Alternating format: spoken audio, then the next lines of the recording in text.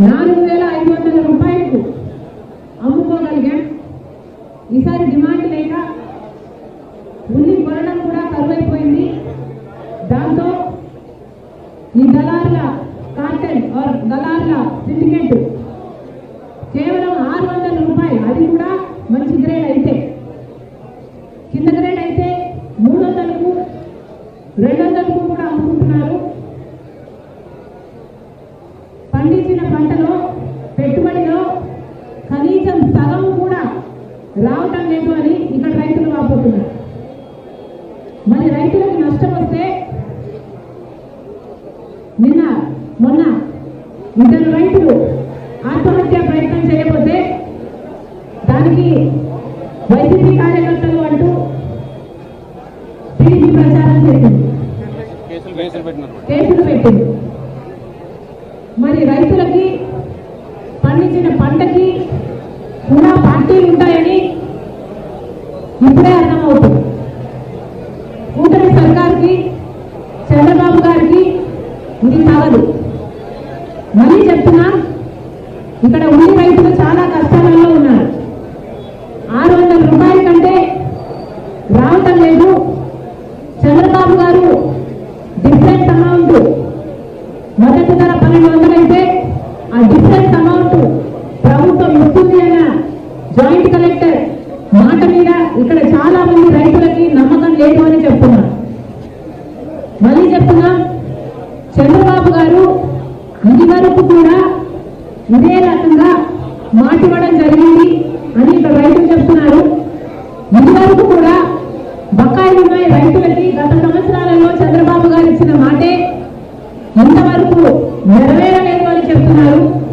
మరి ఇప్పుడు అదే చంద్రబాబు గారు మళ్ళీ ఇప్పుడు డిఫరెన్స్ అమౌంట్ ప్రభుత్వం వేస్తుంది అని చెప్తున్నా కూడా మాకు నమ్మకం కుదరడం లేదు అని ఇక్కడ రైతులు చెప్పడం కూడా జరుగుతుంది.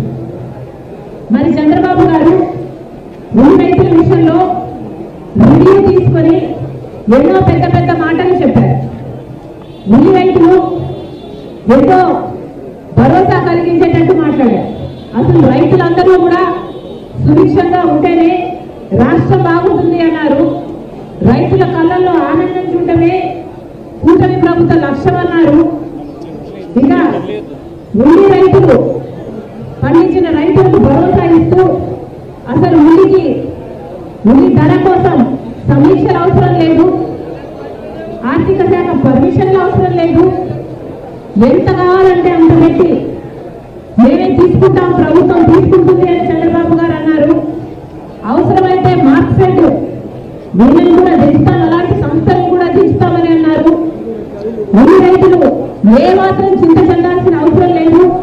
ఉల్లికే కాదు, మిరపకైనా లేకపోతే వేరే పంటలకైనా పొగాకుకైనా చంద్రబాబు గారు చెప్పడం బయట విదేశాలలో నుంచి కూడా ఆర్డర్లు తీసుకొస్తామన్నారు. మరి చంద్రబాబు గారిని కాంగ్రెస్ పార్టీ ప్రశ్నిస్తుంది, ఏమైపోయింది? ఇన్ని మాటలన్నీ ఏమైపోయాయి? ఆర్డర్లు ఎక్కడున్నాయి? డిమాండ్ ఎక్కడుంది? ఈరోజు డిమాండ్ లేక, ధర లేక ఈరోజు ఇక్కడ ఉన్న రైతులంతా నష్టానికి అమ్ముకుంటున్నారు. మరి చంద్రబాబు గారు దానికి ఏం సమాధానం చెప్తారు? మార్కెట్ వస్తుందన్నారు, డైరెక్ట్ గా కొనుగోలు చేసేటట్టు చేస్తామన్నారు. మరి వాళ్ళు ఎందుకు రాలేదు? వాళ్ళైనా కనీసం 1200కు ఎందుకు కొనటం లేదు? పోనీ మీరిచ్చిన 1200 గ్యారంటీకి మీరైనా ఇంతవరకు ఒక్కరికైనా ఒక్క అకౌంట్లో అయినా డబ్బులు ఎందుకు వేయలేదు? ఇక్కడ పండించిన రైతులందరూ 600కే అమ్ముకోవాల్సిన అవసరం ఎందుకు వస్తుంది? చంద్రబాబు గారు సమాధానం చెప్పాలి. మళ్ళీ చెప్తున్నా, చాలా మంది రైతులకి ఇక్కడ డిఫరెన్స్ అమౌంట్ వేస్తారు అన్న నమ్మకం లేదు. చంద్రబాబు గారు ప్రత్యేకంగా ఉల్లి రైతుల మీద దృష్టి పెట్టి ఆ డిఫరెన్స్ అమౌంట్ పడేటట్టు చేయాలి. ఎందుకంటే ఇంతవరకు కూడా ఒక్క రైతు అకౌంట్లో కూడా ఆ 1200 మొత్తము 1200 ఎంతైతే చంద్రబాబు గారు చెప్తున్నారు మద్దతు ధర ఇస్తామని 1200 ఏ ఒక్క రైతుకి ఇవ్వలేదు. నిన్న కూడా ఇక్కడ చాలా స్టాక్ ఉందని చెప్తున్నారు, ఆ స్టాక్ నంతా దాచేశారని చెప్తున్నారు.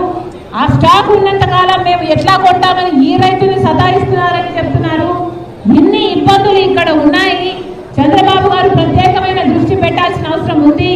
కాబట్టి చంద్రబాబు గారు కాంగ్రెస్ పార్టీ డిమాండ్ చేస్తుంది, ఈ రైతులందరికీ కూడా ఏదైతే అసలు 1200 సరిపోదని చాలా మంది రైతులు చెప్తున్నారు. కనీసం 2000 2500 మద్దతు ధర ఉండాలి, లేకపోతే ఉల్లి పండించిన రైతులకి అసలు గిట్టుబాటు కానే కాదు అని చెప్తున్నారు. కాంగ్రెస్ పార్టీ ఇవన్నీ సమస్యలన్నీ విన్న తర్వాత చంద్రబాబు గారిని, కూటమి ప్రభుత్వాన్ని డిమాండ్ చేస్తుంది. అసలు మద్దతు ధరను కూడా పెంచాల్సిన అవసరం ఉంది. ఉల్లికి మద్దతు ధర కనీసం 2400 రూపాయలైనా ఉండాలి అని కాంగ్రెస్ పార్టీ డిమాండ్ చేస్తుంది. ఇప్పుడు 1200 ఏదైతే చంద్రబాబు గారు అంటున్నారో ఆ 1200 వచ్చేటట్టు వెంటనే చర్యలు తీసుకోవాలని, ఇంతవరకు ఒక్క రైతుకు కూడా 1200 చేతిలో ముట్టలేదని వెంటనే చంద్రబాబు గారు స్పందించి 1200 ఆ రైతుల అకౌంట్ లో వచ్చేటట్టు చేయాలని కాంగ్రెస్ పార్టీ డిమాండ్ చేస్తుంది. జై కాంగ్రెస్, జై కాంగ్రెస్. వర్ధిల్లాలి షర్మిలమ్మ నాయకత్వం, వర్ధిల్లాలి షర్మిలమ్మ నాయకత్వం. ఆదుకోవాలి.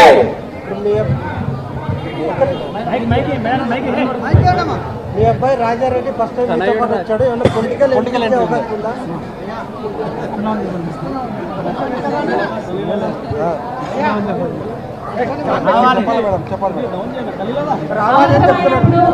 రావాలని చెప్తున్నారు.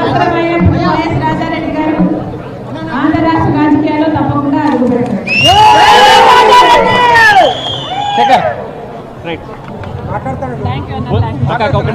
ఉల్లి రైతుల కన్నీళ్లు చూసేందుకు షర్మిల కర్నూలు రావడం జరిగింది. మనతో మాట్లాడగలను మేడం, ఈ రోజు ఉల్లి రైతుల బాధలు